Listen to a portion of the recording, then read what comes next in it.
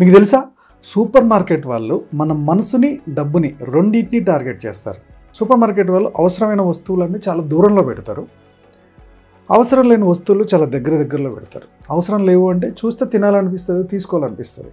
ఇలాంటి వస్తువులు ఎక్కువగా తినే ఐటమ్స్, చిన్నపిల్లలకి, లేడీస్కి బాగా తినాలనిపించే ఐటమ్స్ అన్నీ వరుసగా దగ్గరలో పెడతారు. రెండోది ఆఫర్స్ ఎక్కువగా పెడతా ఉంటారు. ఈ 2 కొంటే ఇది ఫ్రీ అని. ఇలాంటి ఆఫర్స్కి మనం అవసరం లేని వాటిని కూడా కొనేస్తూ ఉంటాం. సో ఇలా కాకుండా ఉండాలంటే మనం కొన్ని స్టెప్స్ సూపర్ మార్కెట్కి వెళ్ళినప్పుడు తీసుకోవాల్సిన కొన్ని స్టెప్స్ తెలుసుకుందాం. స్టెప్ 1, సూపర్ మార్కెట్కి వెళ్ళేటప్పుడు ఎప్పుడు కూడా ఆకలితో షాపింగ్కి వెళ్ళకండి.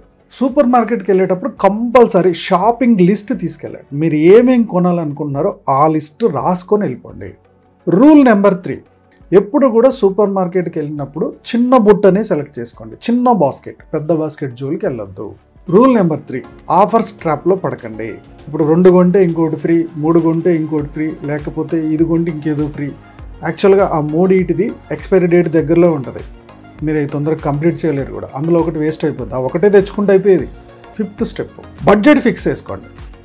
ఈ మంత్ నా కిరాణా సామాన్కి, నా సూపర్ మార్కెట్ సామాన్కి నాకు 3000 నా బడ్జెట్, ఇది దాటి నేను పోను.